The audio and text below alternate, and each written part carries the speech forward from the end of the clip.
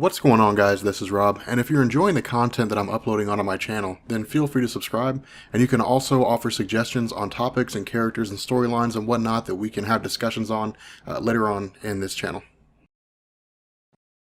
Okay, so we are back with Injustice Year 1, and we're actually going to split Volume 2, or I guess, Volume 2 into two parts. In any event, it'll make sense. We're actually going to make two videos out of the second half of Injustice, and the reason why is because there's a lot of stuff to cover here, but there's also a lot of things I just want to talk about. I mean, a lot of things that I really want to discuss, because as you guys know, I love getting like super deep into this, because it's cool to see what writers do with stories and the outcomes that we get, whether it's the intention of the writer or not, whether it's something that I just perceive a certain way and it just creates a cool discussion. Whatever the reason is, I love bringing those things in here. Now, of course, in the last video, you guys freaked.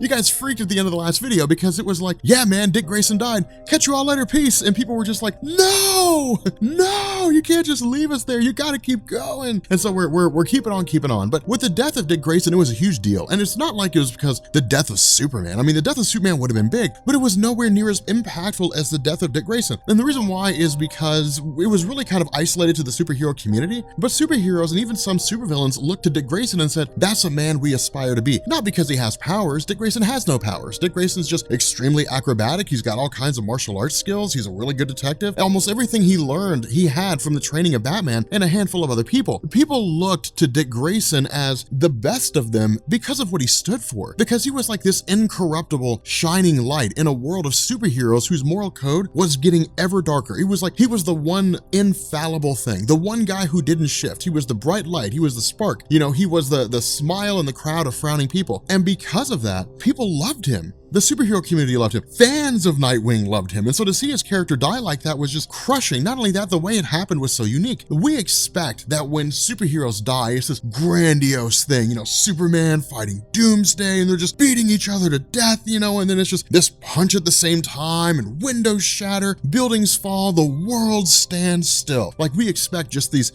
grandiose situations. Dick Grayson was hit in the head with a baton, fell down and broke his neck on a rock, and that was it. It was Tom Taylor saying, here's how fast heroes can fall, and here's how fast everything can turn. Now, with regards to Catwoman's character, picking up with her in this section of Injustice, the way that she's written is incredible. I mean, it's really good here because Tom Taylor really plays it fast and loose with how she stands as really kind of like an anti-hero, really a villain, kind of on again, off again villain. The cool thing about Catwoman is you could label her as a villain, but then you could label her as a hero, depending on how it is that you look at her. That's why I say Tom Taylor kind of bounces back and forth. With regards to her being a villain, she's breaking into a man's home. With regards to her being a hero, she's breaking into the home of a man who cheated people out of their homes. And so it creates this really interesting dichotomy, because if I took you to the side of a lake and I said a guy named Jim is getting ready to kill a guy named Steve and take his fish, then if you witness that action take place, if you saw Jim come along, stab Steve to death and take his fish, on the surface you would be like, well, that's a terrible thing to do. That's an awful thing to do. Now, Jim and Steve have never met. They don't know each other. But what if I were to make the waters a little murkier and I were to say, well, Jim didn't kill Steve just for the purpose of murder. Jim killed Steve because Jim has a family to feed, and he did what he thought was necessary to feed his family. For some people, they may say, well, he's still a murderer and he still deserves to be punished for his crimes. Others may say, well, I mean, he is doing the best he can. He's trying to feed his family. Intention versus impact. It changes everything. It changes the entire argument. And so that's why on one hand, Selina Kyle's a criminal. On the other hand, she's a hero. It depends on what side of the aisle you're looking at her from. For the families that were cheated out of their homes by this guy, Selina Kyle's a great character, a great person. She's helping them get what they feel they deserve. For that guy, she's a bad person. Now, of course, in the middle of all this, Superman makes his appearance. But Superman doesn't show up here because he's just like, hearken alas, Selina Kyle's breaking into someone's home and I should go stop her. He shows up here because he's got a much bigger picture. Now, of course, with Catwoman being how she is, spending so much time with Batman, she knows what's going on with Superman, or at least to the degree that he's kind of trying to impose this new world order. But more so than that, when it comes to fighting Superman, she knows how to deal with him, and she even goes as far as to say that, when she jumps out the window, tries to escape, Superman grabs her and brings her to the ground. She says she has two earrings, one that's emerald and one that's kryptonite. And of course, the green kryptonite will give her a momentary chance to escape. But once she takes off down into the sewers, of course, Superman uses his heat vision and destroys her earring. But at this point, he says, here's why why I'm here. I don't care that you're breaking into the home of a man that stole from, that cheated people out of their homes. I've got bigger fish to fry. What he says is, you need to go talk to Bruce Wayne. And she says, why? And he says, because Nightwing's dead. Now, Catwoman's reaction to the situation tells us everything. Catwoman's always been, in a lot of ways, on the outside looking in when it came to the Batman mythos. But on the occasional time that she was on the inside, she was inside long enough to know the relationship between Bruce Wayne and Nightwing. She was on the inside long enough to know how the two of them related to one another. They were very much father and son. For Bruce Wayne to lose Dick Grayson is a crushing experience. Her initial response is, you're his best friend. You're his best friend. Go talk to him. Go talk to your friend and help him get over this. Superman, of course, takes the frat boy approach. Well, no, too much has happened. There's way too much going on. The two of us can't really deal with this. Now, we know that's nonsense. And that's the first thing Selina Kyle says. You're a coward. You're a coward and you're full of crap. You are full of hoo-ha juice. That is not the case at all. She knows that when it comes down to it, two friends with a friendship as strong as Batman and Superman will work it out. If he really took this opportunity to kind of turn it around, to go to Batman and say, look, I'm sorry for everything that I've done. I've literally just been a man grieving. The two of them could have sat down and they could have grieved over the people they cared about together. That's what Tom Taylor's getting at here. Tom Taylor's like, Superman lost Lois Lane. Batman lost Dick Grayson. Sure, the reason why Batman lost Dick Grayson was due to the actions of Superman in creating this rift in the superhero community, but the fact remains, they've both lost people that are close to them. And Catwoman's like, mourn your loss together. Go be friends. Go cry on each other's shoulders. But in the end, Superman just says no. And so Catwoman says, okay, fine, then I will go talk to him. But you need to understand, it's very easy to look at the other side. It's very easy to be a man in a home whose children are hungry and then feed someone across the street because you feel like you're doing the right thing. But she says, you don't do that. When you're a parent and your kids are hungry, you feed your kids first and then you worry about the neighbors across the street. And that's what she says. You can look at the world, you can say, man, the world needs saving. Sure, the world needs saving. And that's a very good sentiment. But before you save the world, save your home. Save the people here in the United States. Save people who are being cheated out of the things that they have by corporate, individuals, by people who are just gaming the system. And so with this little message that she gives to Superman, she basically takes off, to go see Bruce Wayne. And this is why I say this is so beautiful, because when she gets in there, the first person she comes across is Alfred, who's just not really in a drunken stupor so much as just kind of drowning his sorrows in alcohol. And we never see Alfred like this. We never see Alfred this crushed, broken down, falling apart. It's always like Alfred's like the one guy that's got it together, right? Like Alfred's like, yeah, man, I'm the one guy that's holding it together. Bruce Wayne lost his parents. He went crazy, decided to dress as a bat and beat up people in the middle of the night. But I am Alfred. I've got my shit together. I can hold it. I can keep myself sane. To see him like this is like, damn. Not only that, we basically pick up with Bruce Wayne. And of course, when Catwoman gets down there, she's like, dude, Bruce, stop. You have to stop punishing yourself. You have to calm down. Even if it's only for today, don't be Batman. Be Bruce Wayne.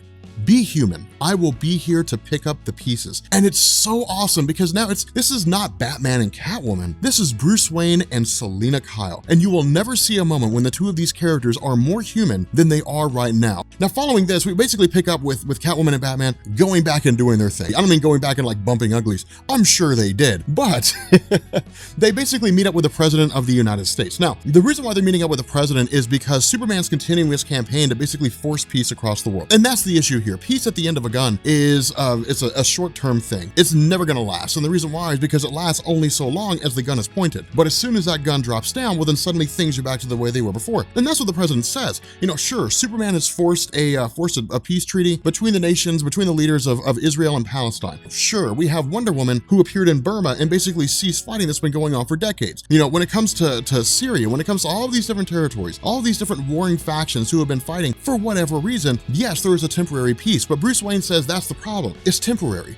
These feuds aren't over something small. It's not like the king's wife ran off with the guy of another country. These are blood feuds. They go back decades. Half the people who are fighting don't even know why they're fighting. They're just fighting because that's what you do. That's just how they live. They were born, they were taught to hate that group over there, and they've been fighting them ever since they were old enough to walk or carry a gun. And so because of that, Batman and Catwoman, they say, look, we will help you in your goal, Mr. President, of trying to deal with Superman, of trying to basically right this ship, get things back to the way they were before. But what they say is, if you want us to help you, you need to help us. You need to start fixing your country. Stop just abandoning it. Stop letting your policies run wild and benefit corporations. Make sure that people here on the home front are taken care of the way they need to be. Now, of course, ultimately the president's kind of, his back's against the wall. He doesn't really have a choice in the matter. And so we essentially pick up with the idea that the government's kind of made this list of individuals that haven't really chosen a side. They haven't chosen the side of Superman, they haven't chosen the side of Batman. They're just kind of doing their own thing. Now, of course, this is like Black Lightning, this is Black Canary, this is Huntress, a handful of people here and there. They're really like small time characters in a lot of different ways. But the great thing about Batman is that he can take a small group of people that aren't wildly capable, with the exception of Captain Atom. That dude's insane. But he can take a small group of people and he can whip them into something formidable. And that's exactly what Batman intends to do. He's essentially forming his own Justice League. It's Batman's Justice League versus Superman's Justice League. And what they do is they essentially go around to all these different individuals, to these various people here, and kind of rally them together. So in the end, you've got, you got Green Arrow, you got Black Canary, you got Huntress, you got Black Lightning, you got, Batwoman, you got Aquaman, Captain Atom. You have all these guys who are considered, small time, or for whatever reason, were never really brought in or don't consider themselves part of the Justice League. And in response to that, they're basically working on behalf of Batman to go against Superman. And so from here, we switch over to the perspective of Billy Batson. Now, this is one of the cool things about the stories, is that Tom Taylor peppers in these little things here and there, these little,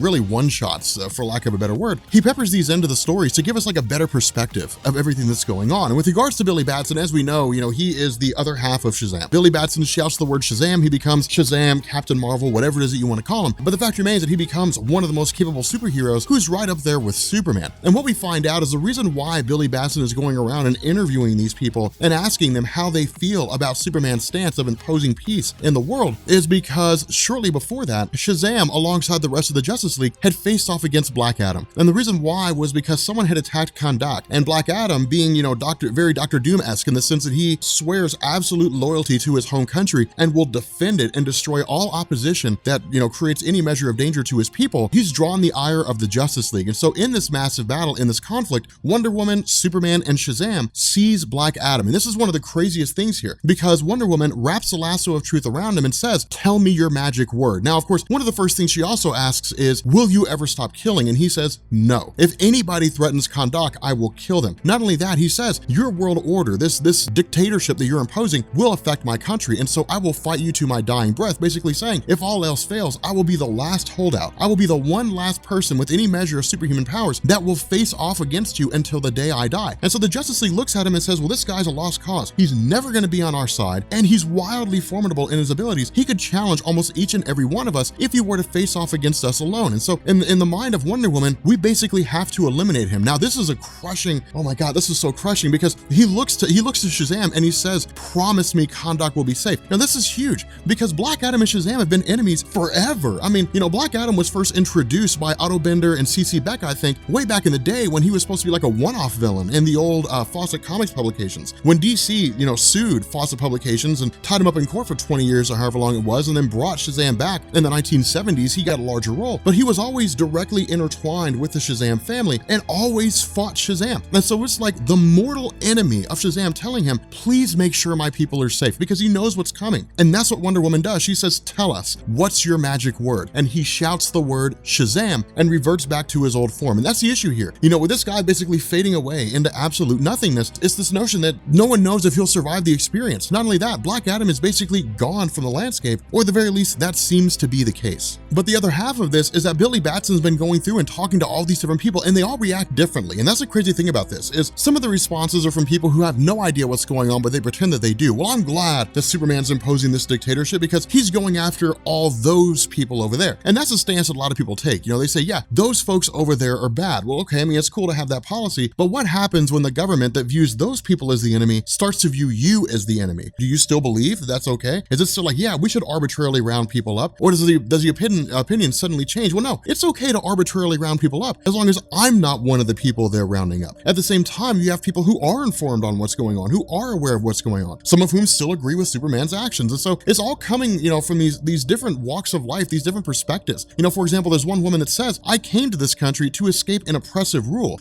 I found peace for a time." The issue with this is that these superheroes aren't looking to rule a country, they're looking to rule the world. If they succeed, where do you go? There's no safe haven. There's no place you can go where you can be safe. It's worldwide domination. It's like a planet crashing into Earth. Yeah, sure. I mean, it'd be awesome if we could escape. If it was a meteor crashing into like the United States, you might be able to find safe haven in Europe somewhere, or maybe somewhere down in the Antarctic. But if it's the planet being destroyed, then where are you gonna go? And so ultimately, Billy Batson basically sits down with himself. He talks with Shazam and he says, do you think this is okay? Do you think this is smart? And of course, Shazam offers the wisdom of Solomon, it's one of his abilities, but Billy Batson says, I'm 12 years old. I don't understand that. Explain it to me in kids' words. And he says, what do you see? If you don't have all this wisdom, what do you see? And Billy Batson says, I see people who feel hopeless. I see a grieving superhero who believes that the success or the source of his problem was found in villains who were able to get away with their crimes. I see a man taking all the wrong actions who would try to save the world and at the same time lead to its ruin. He says, maybe you're right about this. Maybe what Superman is doing is okay, but maybe what he's doing is not okay. And maybe what he's doing will lead to the destruction of everything. And so from here, we pick up with Metropolis. And the reason why is because, from what Tom Taylor tells us is that it's been about a month since all these events happened, the destruction of Metropolis and everything that's taken place so far. But we also find out that there's a survivor in Metropolis and no one knows who it is. There's just some guy who's alive down there. And of course, this is initially picked up by some guy with just a radio, eventually picked up by the Justice League, but trying to search through its source seems almost impossible. And so what happens is the Superman basically says, look, if there is a person who's alive in Metropolis, we're not ignoring it. We have to save this last vestige. Now, in truth, this isn't really Superman being a good guy. This is Superman hoping he could have saved at least one person, because that's all this is. Superman is doing all this because he believes that if he can make the world a better place, that he's going back and saving everybody in Metropolis. He's keeping that event from happening again. Saving the world means saving Lois Lane. We know that's not the case, but that's the stance that he's taking. And so what happens is when they get there, Superman uses his abilities, he looks through different buildings and ultimately comes across a giant a safe room, for lack of a better word. And once it's brought open, once they get the entire thing opened up, we find out the survivor is Lex Luthor. Now, this is where Tom Taylor's stance on the relationship between Superman and Lex Luthor changes dramatically. We always viewed the classic Lex Luthor and the classic Superman as mortal enemies. That's not the case. The two of them are friends, and it appears as though they have been for quite some time. Not only that, we find out that Lex Luthor had basically hired a speedster in an emergency. This speedster was basically on retainer. And what would happen is that if there was some kind of a massive emergency in Metropolis, the job of this speedster would be to do nothing more than to get Lex Luthor from wherever he was in the city of Metropolis to the safe room and out of harm's way. The issue is that the speedster, who looks like it's Jesse Quick, ultimately didn't make it. That she had gone back out, tried to save people, tried to be the hero, and in the time that it took, basically died, perished in the explosion. And so because of this, when Lex Luthor is brought back to the Justice League Watchtower, he says, look, if what you want is a better world, if what because after the Justice League basically explains everything, he says, look, if what you guys are trying to do is create a better world, you can't do it by beating people over the head with a hammer. Now, I wouldn't say that Lex Luthor's right here. To quote Kevin Spacey from Seven, we don't live in a world where you can just walk up to a person and tap them on the shoulder. It doesn't work that way. You have to walk up to them and hit them in the head with a sledgehammer, and then you'll notice you have their full attention. And that's what Superman's been doing. He has the world's attention right now. Lex Luthor says, now it's time to take the next step. You have the attention of the world. All eyes are on you. Everybody wants to know what the next step is, because people are terrified that the next step will be absolute dictatorship. People who disagree with Superman's views will be whisked away to, some place where they'll be detained, or they'll just be outright executed on the spot. And so because of that, Lex Luthor says, you have a chance to mold the world, to create a world that loves you. All you have to do is trust me and let me help you with this. Now, of course, the Justice League's response, and really Wonder Woman's response, is, why in the hell should we trust you? And he says, I know every last one of your identities. Diana Prince, Hal Jordan, Billy Batson, Barry Allen, Clark Kent. I know every last one of your secret identities. I've known for a long time, and I've never told a soul. If I was really a person that can't be trusted, why would I have kept that to myself? I would have dumped your identities to the world. And so he says, trust me. Let me join your Justice League. Let me be part of your team, and let me help you solve the problem of how to fix the world.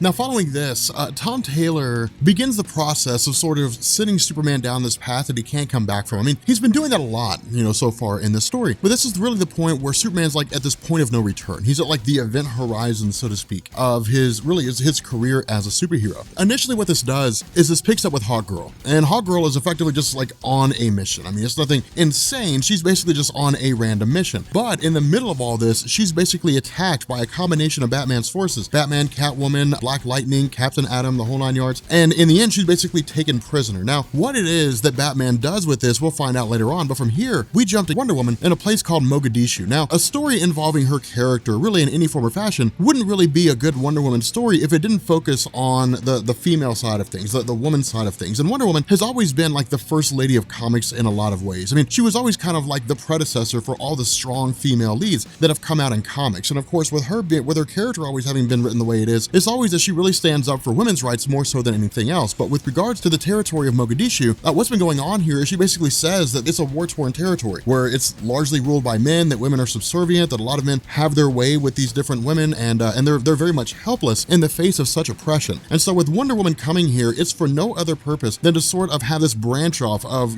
world dominion, so to speak, when she basically says that this goal is going to be to give these women the chance to kind of take themselves out of oppression. And what she does is she basically strips these men of their guns and she hands them over to the other women, and she says, do what you will. Take your revenge. And in response, they execute every last one of the men that are in this camp. Now from here, we jump back to the Watchtower, and the question that the Justice League that Superman has is, where have you been? Your communicator's been deactivated. This is again, Wonder Woman going rogue. And we've talked about this before. We talked about this in the last video, that Wonder Woman usually always does that. When it's stories like Kingdom Come or something like that, Wonder Woman's always depicted as being a lot more manipulative and much darker than she normally is. And even in the main DC line of comics, it can be that way. And the reason why is because Wonder Woman is a warrior. She's a warrior princess. And so for her, she looks at her position as, I am a person of war. I am goddess of war, so to speak, depending on what story that you're looking at. And because of that, she's basically looking to ensure that this world dominion, when it comes to light, when it actually takes place, that those individuals who deserve their freedom get their freedom, and that no one's left behind. In addition to this, when the question is asked, where's Hawk Girl? What's happened to her? Lex Luthor's initial response is, well, it's Batman. I mean, it's always Batman.